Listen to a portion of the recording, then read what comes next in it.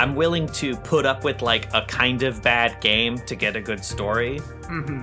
But I like have no time for bad storytelling anymore. So it's one of those things where it's like, oh, this game feels good, but this sucks, and like this story sucks, and these characters suck. So I'm gonna go play something else. Speaking of having no time for bad storytelling. Oh god. I thought maybe this was gonna be the beginning of our secret. Actually, we're about video games now. I could not keep that up. I'll tell you No. what, the next 2 weeks is still gonna be just playing Hades. Playing Hades. Welcome to week 3 of Tony playing Hades and me playing like some obscure independent game that I found that I thought was pretty neat. Played for 10 minutes and then went back to playing Hades. Welcome to Direct-to-Video, a podcast where we pair movies like fine wine. Oh, I forgot the VHS part. You know what? It's not important.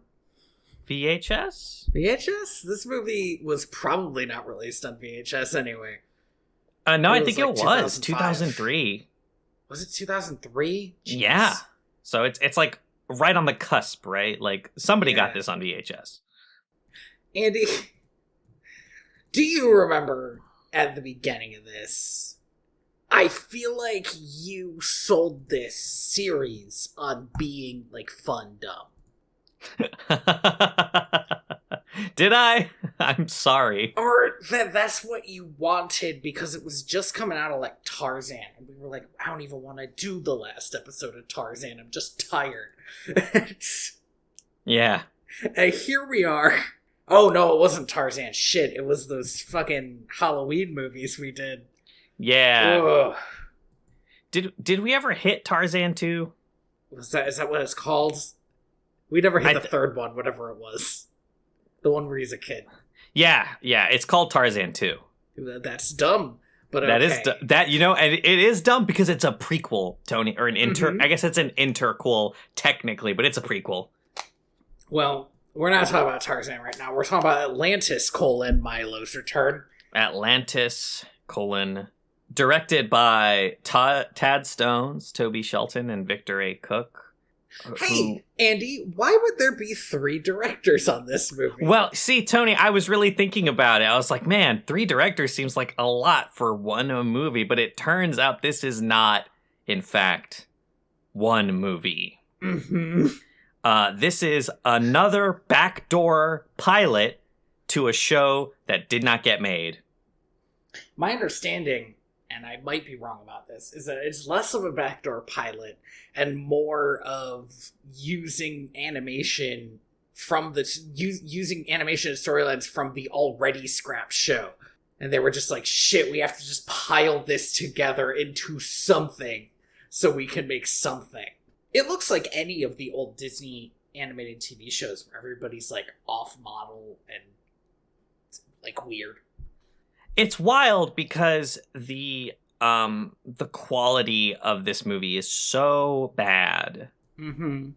And in terms of just like the animation, and they decided with their skill set and with their money that Disney like probably like just reached into their back pocket and were like, we have this much, make a movie. Mm-hmm. And we're like, what if we made a globe-trotting adventure? God, the places they go. The places they go. 2 places. 3 places. Nah. They go to the Baltic Sea. Sure. An Iceland. And one other place a little closer to home. The American Southwest. Specifically somewhere in Arizona, because they do mention Scottsdale. Scottsdale, yes. I was like, oh, cool, they're in Arizona. I don't know if that's historically viable. Yeah, I mean, 1940, there was probably something in Scottsdale. I don't think it was a big city at the time. I think at that point it was still the New Mexico territory, right? Maybe. Like, or it just became a state, because... Let's see. When did Arizona become a state? The Arizona Territory existed in 1863, and in 1912, it was formally admitted as a state. Okay, so that's actually, like, right on the cusp of whenever this was supposed to be. Like, this is 1914, I think? Yeah. World War I is right around the corner. Which is a thing that I kept thinking about as this movie went on, and it like kept kind of drumming louder and louder in the back of my mind. Is like, after this, World War I happens. Or it doesn't. Because a huge thing happens in this movie that they kind of just paint over and it's like, yep, this is good. But if that happens, what happens next? No, now we skip straight to World War II is what happens next, I think. Okay. So, let's start the movie, unless we have more background. I do want to stress, it is really hard to find like any background for these direct-to-video movies that isn't like first-hand account, because a lot of these movies were animated either by the like Australian branch of Disney Toons or handed off to some external animation studio in China or somewhere else in Asia, right? Like there's no, I don't know, we will never know how much these movies cost, but I have to assume that until they stopped making them, they made a lot of money, or at least a lot of profit, right? Right. I mean, maybe they didn't make a lot of money, but they probably didn't spend any money on them. Which is why, like, a lot of the name, like these three directors, right? Like they're not anybody, but if you go look at their like IMDb pages, one of them directed is directing a ton of TV shows. Mm-hmm. The other one, and this kind of makes sense, is directing a lot of Scooby-Doo movies, and I think also 9 episodes of Mystery Incorporated. Okay. Which makes sense. Wait a second, was that the guy who did the first one? I think so. Because if it is, that was straight up a Mystery Incorporated episode. Honestly, this whole movie is some Scooby-Doo shit that I was not expecting that to be this movie. Yeah, but here's the thing about Scooby-Doo. I feel like you can forgive Scooby-Doo more. Scooby-Doo is just like light, fun stuff. And I can see where they were going, where they were like, what if we do what Hanna-Barbera did with all their cartoons at one point, which is took existing characters and just made them Scooby-Doo? But it really functionally does not work for them in this movie. Because their thing is it always has to tie back into Atlantis, which means Atlantis, which was supposedly this thing that nobody knew about, is now the most important and influential place in the world. Also, I hate to jump right into it, Kida fucking claims that Atlantis has been slowly dying for 8,000 years. And it pissed me off so much that it's so much longer than any known civilization has ever survived. Atlantis has been failing longer than, like, all of human history. Right? Like, I don't know what the rise of Atlantis as a civilization was, but Atlantis as a civilization has been, like, in the time that Atlantis sunk beneath the ocean, and Kida got to say the sentence, has been dying for 8,000 years. Yes. Like, we've seen the rise in, like, Egypt has risen and fallen, like, 5 times, right? Right, like, exactly. That's what we're talking about on this fucking timescale. As I watched it, I was like, I think Kida might be the bad guy. There's, like, a rating of this where she's like, Atlantis is amazing. Atlantis really, like, built the entire world. Atlantis should own the entire world. Like, but she never does that, right? Because Kida's always the first person to be like, actually, my culture sucks. Right? The moment anyone's like, God, isn't Atlantis so cool? She's like, actually, we're terrible, and we deserve to have been lost, maybe. Maybe. I don't know. I'm conflicted. Oh my God. And also, occasionally, she's just dumb again. So that's fun. Yeah, it's great. There's nothing I love more than that bit just continuously coming back. Where Milo has to explain everything to her and she just doesn't get it. We didn't want to pay Michael Fox to be in this movie. Apparently not. Because this guy, as soon as he started talking, I was like, Donatello, is that you? They got the Animaniacs guy again, but no, it's a different person. It just sounds a lot like him. The crazy thing to me is they did get a fair amount of people back, probably because they just needed, like, voice acting money. I'm pretty sure they got.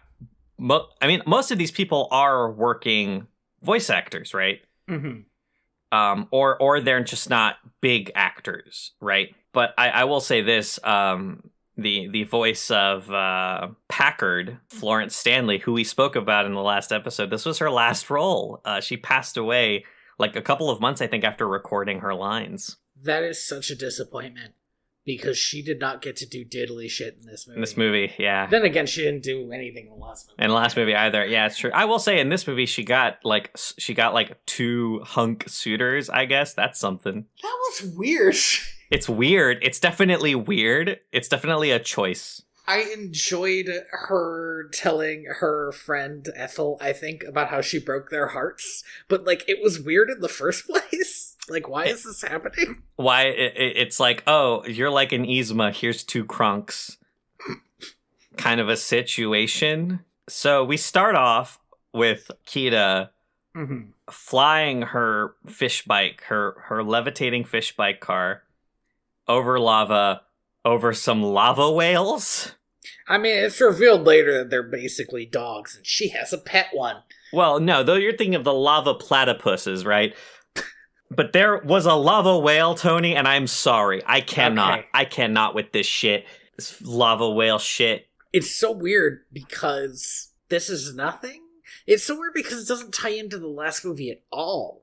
That not only was there nothing living in the lava, but the lava was not actually surrounding Atlantis. It was for a while because of an explosion, but then it cooled.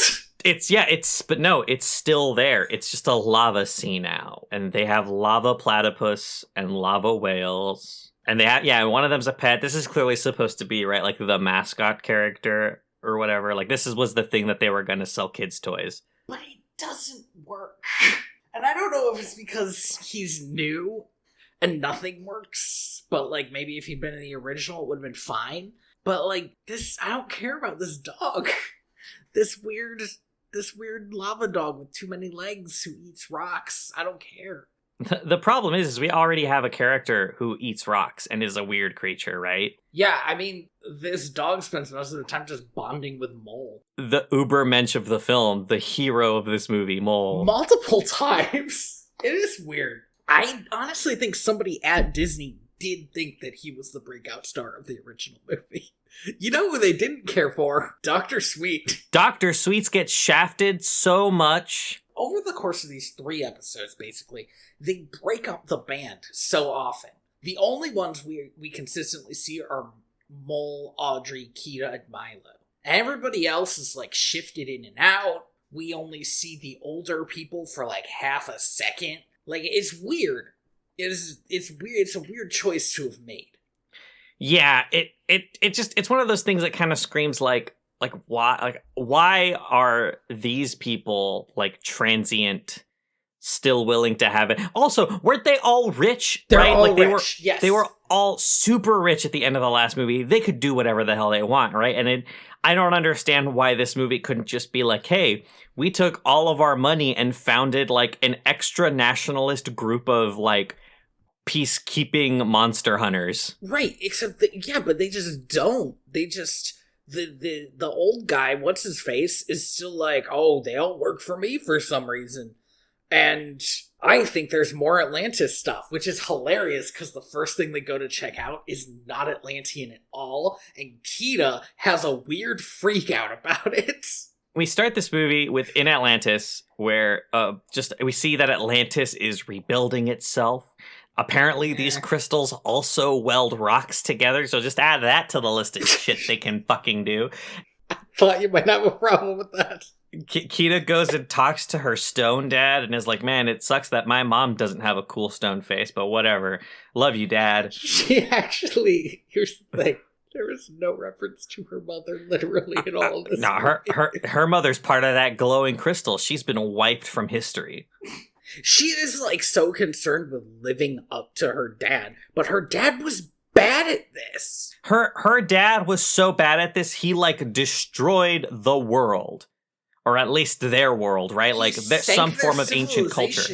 And kept his people in the dark. Literally and metaphorically. For 8,000 years. There is also an implication later in this movie that the other Atlanteans are also 8,000 years old, by the way. They do mention something like that because she talks about never meeting new people. But there are kids, so I would say she's full of it. Either she's full of it, or Did everybody stay the same age for 8,000 years? Some fucking Peter Pan shit. Like, what are we talking about? Like, I've been holding this baby. This baby's 8,000 years old, right? That child at the end of this movie who's like, what is that? That child who doesn't know what the sun is, that child's 8,000 years old.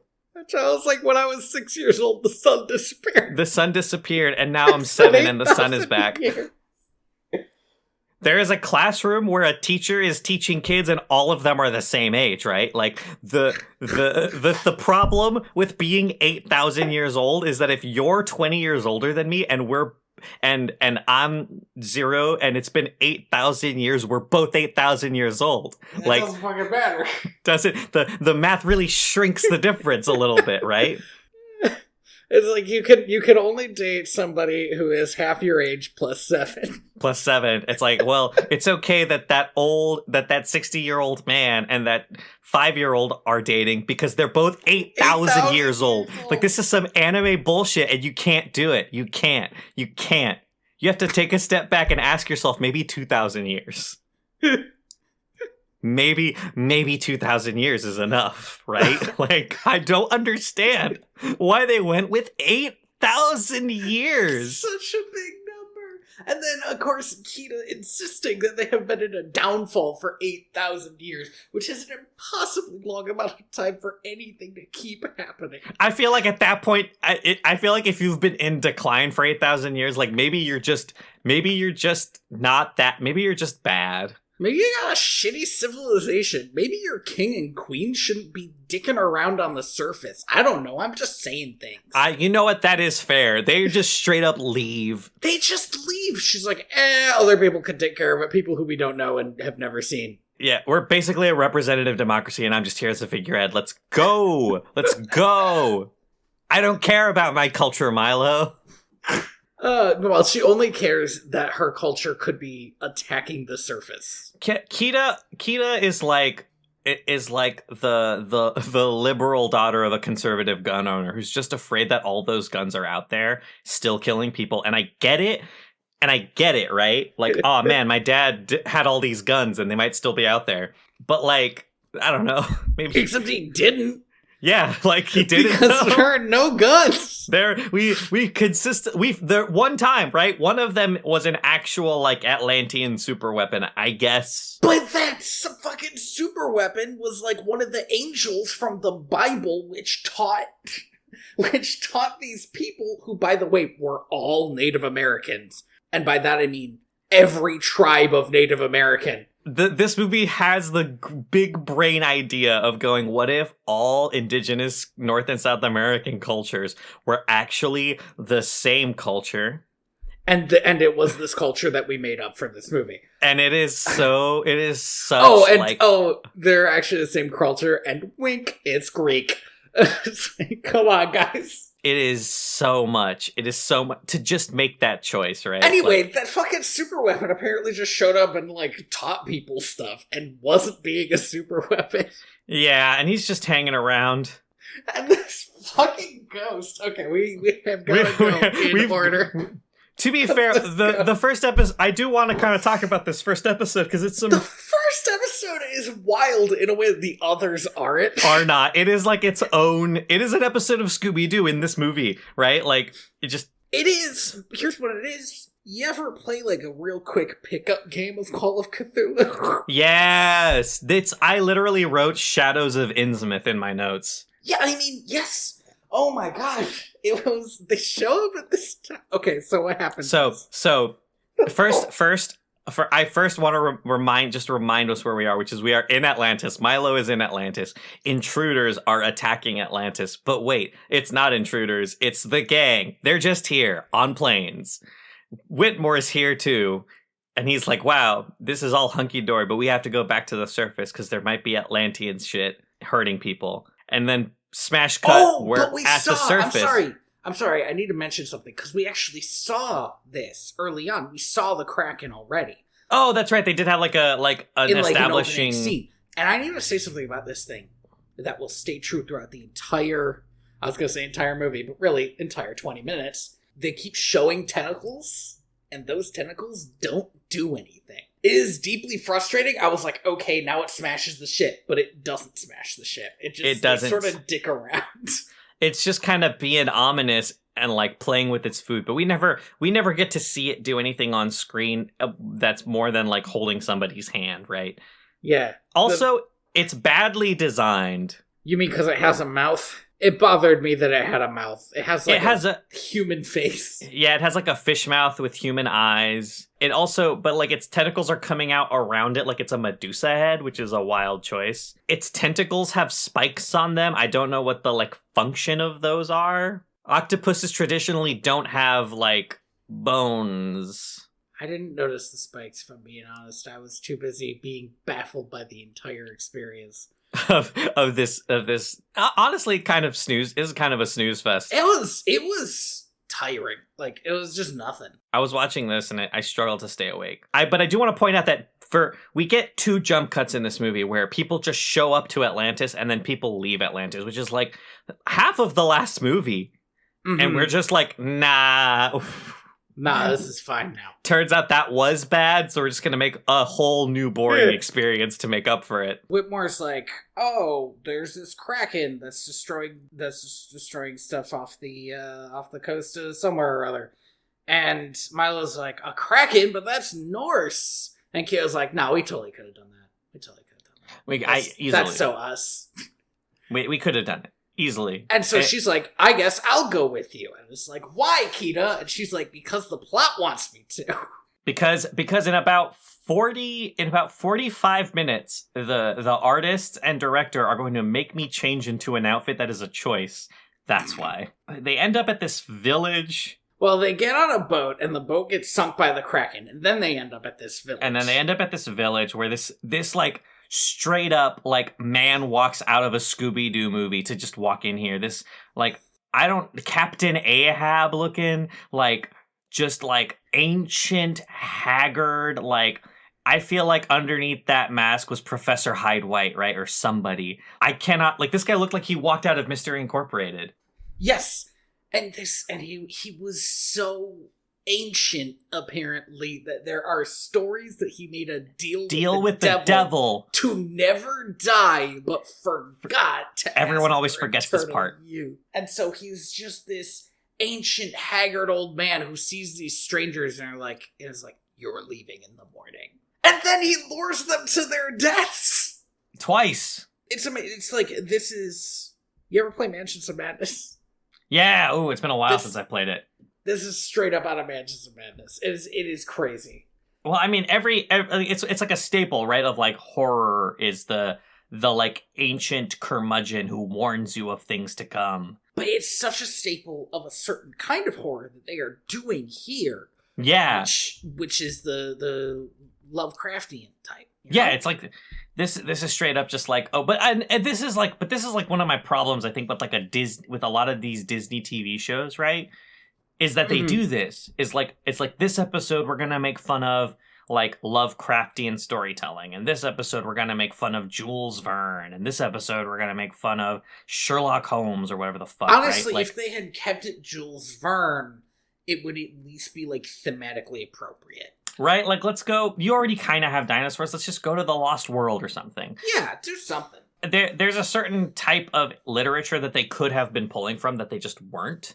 Mm-hmm. And it's wild. But like, I think the best example of a show doing this kind of shit good is the Timon and Pumbaa show, right? Because that show is basically a sketch comedy. It's basically a sketch. Yeah. It's like a precursor to House of Mouse, right? Just a sketch comedy. I believe we established that there was a crossover between those two.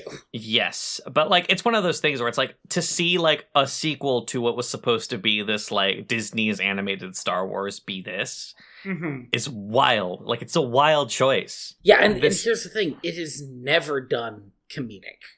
No. They go to this inn, and I straight up thought that this woman was gonna like pull out a crib with a skeleton in it. Like I was waiting for the twist. At the end of this thing, she keeps on talking about her kid and how he can't go outside. And we never see her kid. Even at the very end, she's holding a bundle. And I was like, oh, we're gonna see that bundle's not human. But we don't see that. And I was like, what is the point of this Just show me a baby if it's a baby. Yeah, if it's a baby, just show it. Just give me your poorly drawn ugly baby. I would rather that. Baby. Because the implication here is like, oh, she's just holding a skeleton or like a gun or something, right? Like it's something like weird. a little Cthulhu or like a lizard person or something, because there's weird shit in this town. This is a town that's been like mind freaked by a fucking kraken for who knows how long. It seems like hundreds of years at least. But also seems like it could have been a couple of days, right? Like that's kind of the problem with the timeline of this premise. Right, because supposedly this guy has been around for forever. And I'll just say it, when they kill the Kraken, he turns to dust. He turns to ash. Like, yeah. Which means that he is up there. He's probably about 8,000 years old. Stop. So why did Kraken just start attacking things now? Why now? It would have made sense, right? If like it was like, oh, this was some like ancient Atlantean curse or something, but it's not. But it's not. It's just something different. Because in the movie, it feels like Atlantis is the magical thing in this world. And then as soon as they went to make a sequel, they were like, what if there's other magical things in this world? And at that point, you're like, what's even happening? There is a moment in this movie where one of the characters is like, listen, we've already met like 8 gods, technically, if you're counting liberally, right? Like, what's another one? And it's like, yo, that's insane that your character like, could say that. He was like, there was that spirit. He was basically a god. The Kraken might have been a god. We met the crystal. That was a god. Like, Kida is kind of in a weird way a god. It's like we're up there, right? We've almost hit double digits in terms of gods we've met, which is like as normal people in pre-World War I, the world we shouldn't have done. That's what caused World War I. That's what's caused World War I. Pissed off gods. God, I can't believe that World War I started because Archduke Franz Ferdinand was assassinated by Atlantean Odin. Yep, that's what happened. Fuck. So they try to follow the old guy in the night, and he uses some kind of magic to make the fog really thick and make them think that they're heading back toward the town when they're actually walking off of a cliff. Do we ever get an explanation for how he made windows appear in the air? I think just Kraken magic. He's got Kraken magic. It's just, okay. By the way, there was something I wanted to say. You mentioned it last time, and I was like, I didn't see any gratuitous shots of Audrey's butt. Boy, there were a lot of them in this movie. Yeah. Audrey really taking the role of damsel in distress in a couple of these episodes. I honestly thought something interesting might happen to Audrey when she was mind-controlled, because I was like, whoa, what's her connection to the Kraken? Right, that's what I thought too, because at that point the movie's like, oh my god, this ancient man is controlling the Kraken. And then we find out later that no, it's the Kraken that's mind-freaking everybody. So yeah, the Kraken just takes over people's minds. It seems like one at a time? Well, no, because all the village people, right? I don't know, maybe because it had longer to work on them. But, like, it can only control the party's minds one at a time. Mm-hmm. The only people who are affected by it at all are Audrey and Vinny, and those are at different points. Yeah, and it's because they're Italian and Puerto Rican, right? I guess that has something to do with it. This is the problem, right? Is because there's no rules, right? I don't understand how this Kraken can mind freak people at all. So they fall off a cliff, and then they find the secret cave. The secret cave, and they go into the secret cave, and it turns out that the old guy is using the Kraken to steal supplies. Except and then Audrey gets mind-controlled. Yeah, except the Kraken is using the old guy to steal supplies? The subtext here, in my mind, is that they must have some kind of deal. Like, this is his deal with the devil, staying the most powerful person in this town, and staying alive in this town? And also keeping everybody out of the town? Like, there's gotta be... I think he needs the supplies. The Kraken is giving them to him because they have this link. But yes, the Kraken mind controls everybody. It's one of those things, right, where it's like... And I don't know. I don't want to blame Atlantis 2, Milo's Return, for not putting enough thought into one of their 3 episodes. But they really just didn't put enough thought into this, right? Like... they needed to pitch this to a 10-year-old and get all those 10-year-old questions answered, right? That's fair. That's why you gotta have a 10-year-old in every meeting. Oh yeah, that'll be fun. The hard part is figuring out how to pay them because it might be child labor if you're not. I mean, if it's one of it's like a consultancy I guess it's thing. the owner's kid, that might be okay. There are rules. There are possibilities here. We could work around it. They get into a submarine fight with the Kraken. The Kraken is just like kicking their asses and mind controlling Vinny and all this. But then they remember Milo lost a sub early on because he's bad at everything. So they blew up his sub and that kills the Kraken, and then the old guy turns to dust, and then they just leave. They just leave. Well, everybody in this town decides to start painting their houses in Technicolor, which is nice. Like pastel, like, wow, we really hated this bleak-ass place. The implication, right? The implication is that at one point, like, Mind Freak Kraken was like, actually, I'm really tired of all these pastel houses. Go ahead and paint those gray. Paint those like a mottled gray. That's my aesthetic. And then Kida, in the most frustrating part of the movie for me, and there are other... the movie's not engaging enough to really be frustrating most of the time. But she's like, this wasn't Atlantean, but what if something else is? And it's like, Kida, you were afraid that this was Atlantean, and it's not. And it's not. Go home. We haven't seen anything Atlantean, Kida. But don't even worry, because Dr. Sweet has a message for him. And he's like, I need you guys to come to Arizona. Sorry, I do want to point out a line that she has where she says, my people, the people of Atlantis. And it's like, you know what? We know. We know. We were there. You can just say, my people. We got it. In a later scene, when they're talking about the world being destroyed, she mentions that means Atlantis will be destroyed. And it's like, yeah, no shit, because Kida. It's part of the world, Kida. We know. Is this virtue signaling? Is Kida virtue signaling Atlantis? Like, I don't know what these lines are. It is frustrating, though, right? Because in the last movie, Atlantis is painted as like a pseudo-indigenous culture, basically. Mm-hmm. This movie paints it as like the original indigenous culture, which is a lot.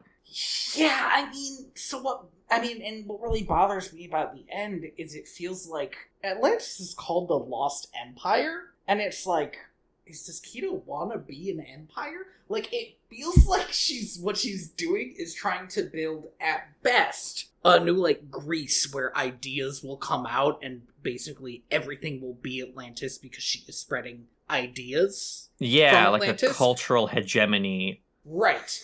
Or, at worst, Rome. Right. So, where she just has her giant robots. I was like, well, I can do this better than you. Do you think that like all of her like, oh my god, maybe we need to go out there and find these Atlantean weapons is just like a casus belli, like, well, we had to invade. They might have Atlantean super weapons. Yes! That is absolutely how it reads with the ending of this movie, where they're like, well, we need to reveal ourselves now. No more hiding. It's like, excuse me? What do you mean? Like a more malicious ending of Black Panther. It's exactly what it reminded me of. I was like, Black Panther knew how to do this without making it scary. This is scary. Well, because the Black Panther isn't like, if Black Panther throughout the whole movie was like, maybe like other countries shouldn't be allowed to have ancient Wakandan super weapons. Like, he doesn't have that opinion. Someone else does. And then they're like, but what if we gave Wakandan super weapons to the disenfranchised? And I'm like, well, maybe you got a point there. But like, it's one of those things, right? Like the setup and framing of the way that this Kida is encountering the world is a little weird. They go to Arizona. They go to Arizona. And we finally get to see Sweets. Finally, I love him. It's been too long. Actually working as a doctor. Which is, again, kind of fascinating, makes you wonder what his whole deal is. Well, I mean, there is a time, and this is a thing that I did want to look up, because there was a time when the Southwest was, like, predominantly Hispanic and black. Mm-hmm. It's not too crazy that this black, half Native American, half black man has a clinic in the Southwest, because, you know, you would think that he would be there to, like, help Native Americans and also like black rancher hands and stuff with their medical problems. And that is a good point, except everybody else we meet is just white. Well, or an ancient Native American or a spirit. Ghost. This ghost made me so mad. I was like, why are you only doing this after people stole pottery? Why weren't you doing this when they were invading the land? Right? I feel like you could have started doing this a while ago, my dude. Pick your battles, dipshit.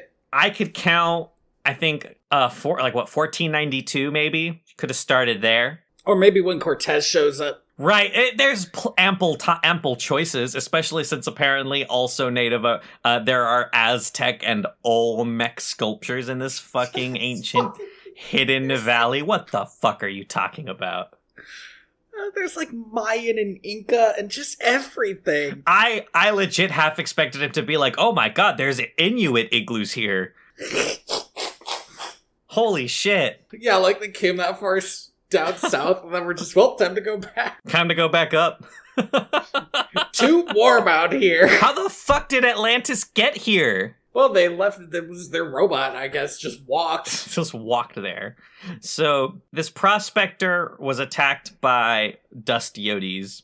And he basically seems fine. He's all wrapped up, but he's really gesticulating. He also doesn't believe in medicine.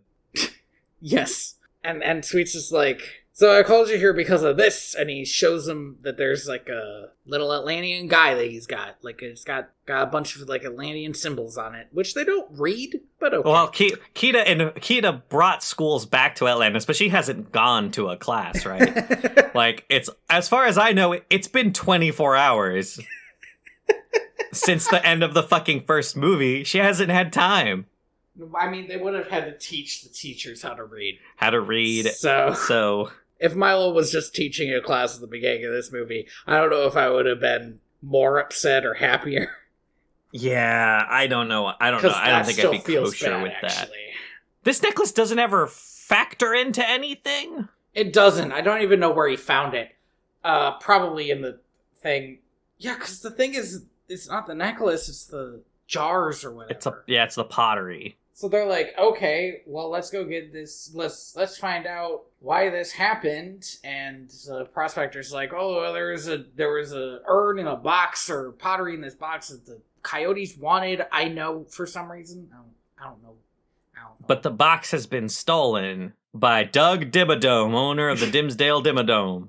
I mean, if they had leaned more into that, like in Fox and the Hound 2, I would have been much happier with this movie. Yeah, this guy's just kind of a shit. Oh, I will say though, I do love how judgy Sweets is about this guy tomb raiding, because I don't know if Sweets remembers what his old job was. Oh my god, I didn't even think about that. They're like, how could you do this? They all do this. This was your job. Like, not 2 months ago, right? Like, probably, like, at most a year, right? Like, there's, like, very little time has passed. You used to do this for a living, and you felt nothing. Oh, but when this guy does it, it's like, now, I don't trust him. He's got shifty eyes. Like, you know what, man? You know, Sweets really still delivers these lines, but I don't care about them anymore. It's part of it is just like this. There's nothing happening in this movie, so it's really just this voice. Like every time this voice actor delivers a line, I'm like, this is a good voice actor. I wish I was watching something else.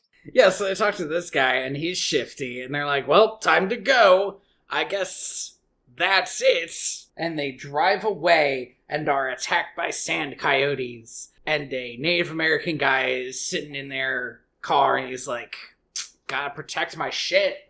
And kills them with sand coyotes.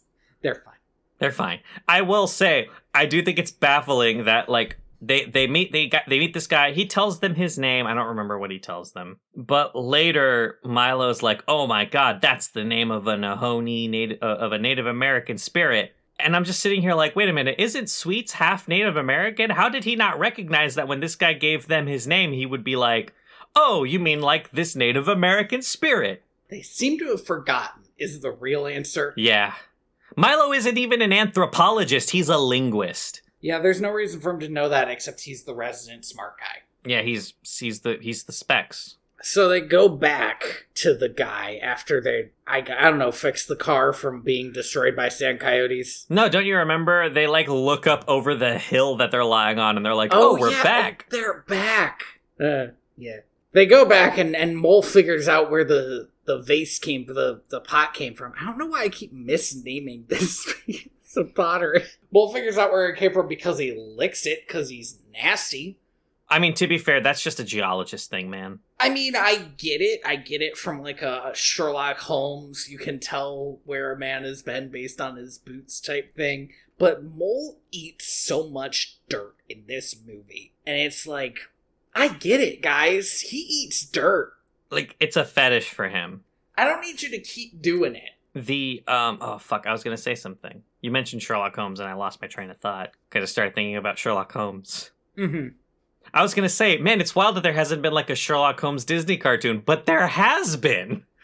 Yeah, it was, The Great Mouse Detective. I haven't seen that movie since I was, like, a baby. I don't remember a lick of it. I think it holds up. The one issue I have is the villain is not really interesting until he's on screen at the same time as Basil. So until they're facing down, he's not that interesting. You know, I want to watch that movie now, because I haven't seen it in so long. I'm trying to think. This is a discussion we can have later, but, like, what would we watch with that? The problem is, there is another Disney Mouse movie. No, we can't watch The Rescuers. But it has a sequel. Well, The Rescuers 2, oddly enough, was released in theaters. Yeah, which is true. bananas. It's got, like, a real sequel. Is there, like, a Don Bluth movie? Almost certainly. We like can Ricky, look it up later. We could do Ricky Tikki Tavi or something. I don't know. Yeah, so they all decide to go, including this fucking shifty-ass guy. I legit don't know why they let this guy come. I don't know why they would force this guy to come. He was like, oh, I'm going too. I don't want to be cursed. And it's like, okay, man, just give them the pot and you won't be cursed. And one of them should have said this. But they didn't because they're so fucking credulous, apparently. 4 of the 6 people in this group know what it feels like to betray somebody at the last minute. You'd think that Milo to raid this tomb, you would, yeah, right? I know. Milo would be like, wait a second. I've heard this before. And Kida would be like, no. I remember what happened last time. Let's not invite this random white guy to come raid this tomb with us. But they don't. They just let him go. Spray him along. And then he gasses them. Yeah. With I don't even know what he says, like a mixture of prairie grass and oil. Are you getting them high off peyote? Like, what's going on? Yeah, he gasses them and ties them up. I guess he doesn't have the stomach to kill them outright. For some fucking reason, only Milo gets to fight him. They're tied up, but they use the dog to get free, and then Milo fights him. And then it turns out, oh, everybody else is okay too, I guess. Whatever, and then he gets eaten by coyotes. He gets turned into a sand yoti. That is, I guess that's what happens. Because the god / spirit is like, he is with us now. It's like, like, can you do that? I didn't know that was the rule. Yeah, no, for sure. It's like, oh, like don't get me wrong, I get it. Like, karmic death, cool. Yeah, absolutely. Yeah, I guess, like, they were like, shit, we didn't, like, draw a canyon that we could drop him down. Oh, wait, we did. Well, let's just turn him into a sand yoti. Anyway, they turn him into a sand yoti, and this guy's like, I gotta kill you too, because you saw our secret, all this old stuff. And it's like, why are you protecting all this old stuff instead of people? One.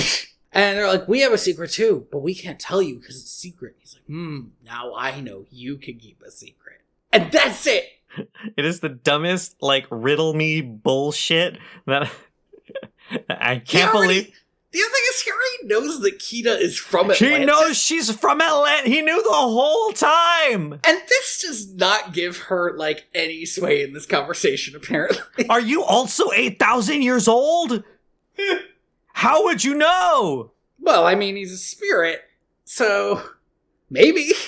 Kida immediately proceeds to tell this Native American spirit, no, actually Atlanteans are terrible. And then Odin shows up. And I know there's some bridging material that happens here. There is, but it's all like, it's like 3 different episodes lightly bridged by them going to meet Whitmore again. Here's the thing about this Odin. I thought, for a brief moment, that it was actually Odin. Now, don't get me wrong, he looks like shit. Odin's like a big, beefy dude. This guy's so tiny.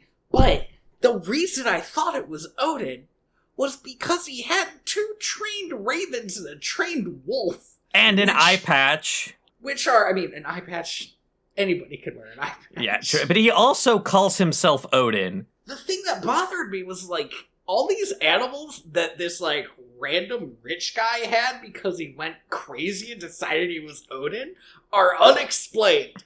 Oh yeah, no, there is like a moment where this wolf is fighting their iguana monster and throws it into the lava, and then like other bullshit happens. And the rock monster like bites his tail, and for a split second, I was gonna drag him into the lava. I thought it was gonna just drag this wolf into the lava, and I was like, that would fucking rule so much if this movie did that. Nah, he just burns his tail like Shere Khan. The original Shere Khan, not the one that got killed in the fire. The real one. I do like this concept, right? Like, what if Howard Hughes went crazy and instead of like losing all sense of hygiene and dying on a plane from like unimaginable pain and disease, he pretended to be Odin. He just pretended to be Odin. Why not? Like that's the kind of like I don't care for all of this Elon Musk shit. I don't care for this Jeff Bezos taking over the world megalomaniacal shit. I miss the days when rich people pretended to be gods in like a more literal way and less of a destroying the world way. They stole an Atlantis sphere that could, I guess, control the weather. Elements? But also gravity. Sometimes, yes. It could also create golems. Yep. Well, specifically out of lava and ice, which I assume is part of the other thing. Anyway. I assume if he had wanted to, he could have made like a water one and a wind one. Is that is that it? You forgot Earth. Well, no, I guess lava's Earth. Lava's Earth and fire, though. Oh, that's right. Wait, so then we already have water and fire, so he would do a rock one and then a wind one. Sure. And then one that has all of them, and he's the Avatar. And he's the Avatar. Well, he's the Avatar because he has the stick, right? That would make him the Avatar. And then he goes, now we need to go to this tree, and underneath it is unobtainium, and that's the wrong one. That's the wrong Avatar. God, oof. Did they really call it unobtainium? They really, in the fucking movie, they called it unobtainium. They didn't think that was too comic booky back in the day? There was literally another fucking movie that already used unobtainium. And do you know what movie it was? It was The Core, Tony. They go to Iceland. They go to Iceland. They go to this mountain that has a floating rock. They fight an ice golem. They crash into the ice golem because Audrey is not allowed to be inherently good at things. She cannot be competent. She can only be mad about her things breaking. Crashes into the ice golem. They do not fight the ice golem. The ice golem fucking gets them, which surprised me. He freezes them, and then they wake die. Up. They die. I'm sorry, but they die. I don't... No. You're. It's not a corpse until it's a warm corpse. That's a rule. That's all right. So, although they did freeze pretty fast, you think ice crystals would have formed in their blood and destroyed blood cells. Anyway, it doesn't matter. Maybe the spear brings them back. Warm Corpse is the name of my normcore grudge band. So Odin, quote unquote, unfreezes them. Immediately takes Milo for Loki, which I understand, but also if Milo were any kind of intelligent, he could have used that. Yeah, right. Something. He could have done something with it. What nobody does at all is try to use this guy's particular sort of megalomania / madness to their advantage, which is really irritating to me as somebody who knows how things work in, like, movies. Yeah, no, this is not right... And also, as somebody who just kind of, not very well, but knows a bit about mental illness, and how you can't just tell somebody who is experiencing, like, a different kind of reality that their reality isn't real. They just won't accept it, and that conversation isn't going to go anywhere. Yeah. Or they'll just be upset and lash out at you. They don't play along with him at all. tall, and it really irritated me. Anyway, he's like, Milo's Loki, attacks him, shoots him with the spear, which does nothing. Milo gets shot with a laser, and he's like, ugh, ooh, let me catch my breath. But then, like, Kida, 2 seconds later, gets wolf tackled and is immediately KO'd. Yeah, he takes Kida for, I forget the god's name. Brunhilde.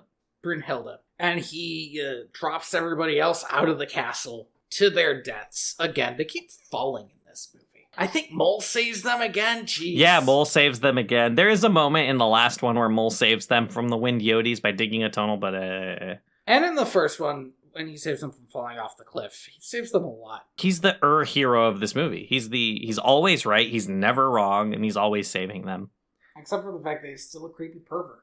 Yeah, he's still a creepy pervert. Keep that in for something. They get back up to his castle and then sled down it after him because he is going to a volcano so he can wake up the lava monster so it can fight the ice monster, and together they can bring about the end of the world, which is not what Ragnarok is. It very much pissed me off that there was no giant serpent involved or a giant wolf. Ooh, the giant serpent could have been the Earth one. It could have. It would have been easy. Or a ship made of dead man's nails. Like, no Ragnarok stuff. The stuff that you're really looking for, right? The weird stuff is the stuff you want. Stuff. The one thing he has is an ice giant, but they don't even call it that. Instead, we get, like, world's most boring kaiju fight. Like, Guillermo del Toro would have cried if he saw this shit. It is, like, so depressingly nothing. Well, the lava one gets the spear for a while, but honestly, it doesn't even seem like a big thing. I think they explode it. The spear? No, they explode the lava guy. Well, they drop... Kida literally drops a bridge on him. Well, yeah, but that's when she gets the spear. For a time, the lava one had the spear, and I don't know what happened and how they got it back. It doesn't matter. It doesn't matter. It doesn't matter. Kida gets the thing and does like a... Do you know... I was trying to think of what it reminded me of, and I remember now, but it's the dumbest reference I can think of. Okay. Did you ever play Pokemon Sun and Moon? No. There were these special moves in that game. You know, in Pokemon, in each Pokemon, they do like a gimmick thing now. Yeah, they have like a big gimmicky... I mean, all the new ones, as far as I know. I only ever played up to Emerald, I think. At that point, it was still just a Pokemon game. Oh, I think they had the fashion thing in that one. Yeah, but that was just a little change in gameplay. It wasn't like this. It wasn't like Mega Evolutions or something. Oh, yeah. I get you. I get what you mean. There's a thing you can do, like, I think once a game in Pokemon Sun and Moon, where you do like a hula dance, and then your Pokemon can do a big special move. And with the rock one, it literally like lifts a mountain over them and just drops it on top. And it's precisely what Kida does. Except she has a harder time with it than Diglett.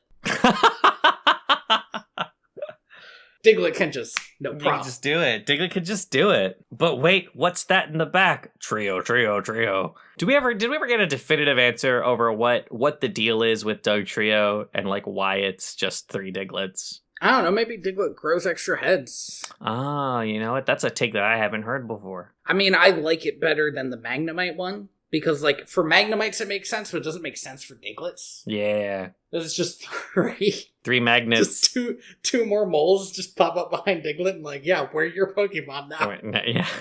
Oh, we are also your Pokemon. Let us in there. No, get out. What? They should make like a Hectoconcardia Concardies of just like 100 Digletts. This is... We're way off track, but I need to mention this. Did you ever see one time Ryan North was in an interview and they asked him what his favorite Pokemon was, and he said the one that's just 3 hunks hugging underground. Not realizing that he was referencing fan art of Doug Trio that was just 3 hunks hugging underground. That's amazing. He wouldn't know. I would love to live in that world, honestly. Like, I would lose a lot to live in that world, but I think it'd be worth it. Also, I'd be so tall. Yeah, but you couldn't fit in a DeLorean, which is apparently the worst thing for him. I mean, I don't know. It must be weird to be tall enough that you can just climb into a pool, but not tall enough that you can just climb out of it. Right. So after all this, Kida's like, Atlantis has done too much damage to the world. It's time to stop hiding. Which is Yup. a sentence that it's like you are driving down a road and then decide that you actually know we're in a different country now. We've come to a conclusion that makes no sense with like any of the effort put into it. She skids right off that road, goes back to Atlantis, uses the spear, because apparently the spear is like a fucking great spear. This spear is like the key to Atlantis. Uses this spear along with the, god orb in the sky and raises Atlantis back up above water. And everybody's so happy and, like, celebrating, and the kid sees the sun for the first time. And I'm sitting here like, this changes everything. The world is gonna be in huge turmoil. This is a world that is literally, like, 2 treaties away from entering global war. And a new Player 4 has entered the arena. Like, what the fuck? And they only have magic that is comparable to like an atomic weapon and flying machines. That's not going to change everything. Oh, and flying machines that work way better than modern flying machines. And giant stone robots. She's just going to sit down one day with a representative from, it doesn't matter where, America, England, Germany, Italy, it doesn't matter. They're going to come in and she's going to be like, yes, I understand your point of view. I will sign this treaty, and then Atlantis is in World War I. But Whitmore says everything was fine. Sure it was, buddy. Also, I do want to point out, just real quick, that like in the entire 83-minute runtime of this movie, because this is not a very long movie, nobody ever speaks Atlantean. No, somebody speaks, I don't know, Norwegian maybe. In the very beginning. But you go through all this trouble of making up this fucking bullshit language and culture and nobody speaks it for your whole sequel? Well, to be fair, they didn't make up a culture. There is a moment in which an Atlantean child says in English, in God's English, what is that? It's the sun. You know what the sun is. You're 8,000 years old.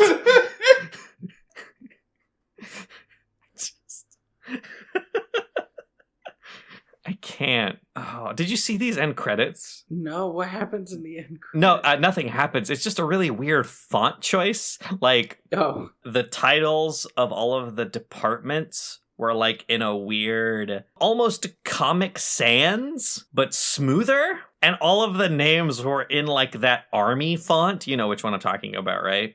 Right. Yeah. And it's a really weird choice of fonts. Like, oh man, somebody's passion sure was graphic design. That was it. That was just like the last note that I had was that they did that to really hammer home how little movie money and attention was put into this movie. I think I actually had a lot of fun talking about this movie. It was a nothing movie to watch, which is, I think, better than the last one, which was just kind of weird and bad. I do think that there is something to be said about, I don't expect shit to taste good, so it's easier to have fun with it. But also, even compared to, like, I think the other movies of this ilk that we've seen, this one's just so boring. Yeah, but it's not Kronk's New Groove. Well, and you say that, and I get what you're saying, but Tony, here's the problem, right? Is it's also not Kronk's New Groove in the weird, like, sapiosexual way that Kronk's New Groove is Kronk's New Groove.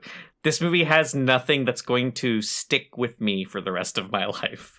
Yeah, that's fair. I remember Kronk's New Groove. Yeah, I will never forget the moment that I was listening to an interview like a couple of years ago with Kronk's voice actor, and he referenced Kronk's New Groove, and I lost my fucking mind. Patrick Warburton, that's his name. Patrick Warburton. That man loves his job. Good for him. There are so few people like that, I feel like. Like actors and voice actors who are just really like happy to be doing it. Yeah, I think it's weird that that's who Mark Hamill is, right? Like Mark Hamill's a guy who just loves voice acting. That's awesome. Yeah, that's great. That was not a good movie. No, I was really hoping that this would be a more fun combo. I'm batting 1,000, man. The worst bit of the movie is, both movies, is that they were not great to their female characters, and we've watched a lot of movies that are not great to their female characters, and I will make sure that the next two movies we watch are not quite like that. Oh, yeah. Well, then go ahead, man. Make your choice. No, not yet. I want to hold on to it. Thank you for listening to Wait, no, wait, what do you mean? VHS? VHS? I have been your host, Tony Robusto. I have been your host, Andy Reyes.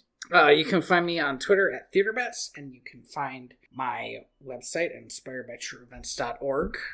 You can find me on Twitter at royalty_valence. You can find my other podcast, Time Honored Pictures, at timehonoredpictures.com. I quite like it. It's pretty good. It is wild, the amount of DNA that it shares with this podcast, in that a lot of them, there are only 2 episodes up so far. There's a lot of talking about misuse of female characters and misuse of bad weird racist stuff and weird misogynist stuff. But it's fun. Here's the thing: is I did not expect this roller coaster ride to start at the top, but so far it has. Wings seems better than Seventh Heaven. I'm just saying. Wings is. I honestly, there's a small part of my heart that's starting to think that Wings might be the best movie ever made. That is where I am at this point. Well, I've been there. I briefly thought that Pocahontas 2 was the best movie ever made. Like sometimes you get that's the skew is the problem. You need external reference points. You can find this podcast at directto.video. Yeah, and you can email us at mail@directto.video. I stopped saying that, but it's still in the description. Yeah. And thank you to Lee Rosevere for the music. Oh, fuck, I did it this time. Planet E off the album Trappist 1. I was going to jump in and help you. I was going to jump in and be like, I got this. But then I was going to say Trappist E, and I was like, that's definitely wrong. I almost said Trappist E. Wild that we're on the same page and it's the wrong page. It's the wrong page, but at least it's the same page. That's friendship. Anyway, next week we are going to be watching Tinkerbell and the Great Fairy Rescue. Oh my gosh. Oh, has it been that long? Has it been so long? It's been a little bit. And I, apropos of literally nothing, got into a conversation with my little cousin about the fact that there is a Tinkerbell movie where it's revealed that she has a twin. Wait, what? And now I have to watch it. Is it this one? It's not, but it is the one we're watching after that. Oh, we're gonna hit, you know what? I'm okay with doing double on this one, dude. We have a lot of Tinkerbell movies. Have they? I'm surprised they haven't made a new one. To be fair, not many movies being made right now. Yeah, but not since 2014. It's been a grip. There are so many of these. Have we not seen this one already? No, we only saw the first 2. I thought we saw the third one too. Did we not? Nah, it looks like it's got a human on it. I don't remember any humans. Sorry, there was a human at the beginning of Lost Treasure. Yeah, that sounds... Hey, I'm looking at the Rotten Tomatoes. This can't be true anymore. This was true in February 2013. Let me just double check. Holy cow. Did you know that Tinkerbell and the Lost Treasure has 100% on Rotten Tomatoes? No way. Okay, that's only from reviewers. And there are only 5 reviewers. You know, that's still pretty high. It is. The 2,500 audience members gave it a 73%. That's still really high. Okay, but it was a good movie. I seem to recall. I am the ghost of John Smith. And I am internet dead.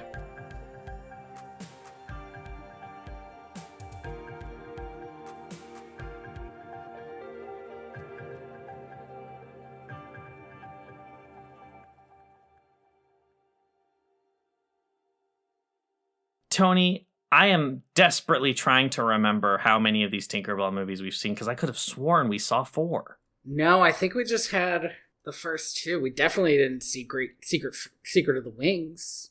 And I know we didn't see the Pirate Fairy. Because did we not see the Pirate Fairy? No. Oh, no, we have not. I don't recognize this character design at all. I'm so excited.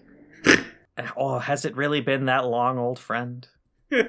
Since we've graced the island of Neverland. It was either going to be this or Swan Princess, and I was like, I want to do a film that I'm not going to hate so much. I want to do a film that isn't going to look like melting plastic on my eyes. Yeah, that's a good choice. Don't get me wrong. We got to find out what number 9's up to. God, and they're still making those, unlike these Tinkerbell movies, they're still making those fucking Swan Princess ones, dude. Stop it. I know, but I hate that. Someone out there is still getting that tax scam.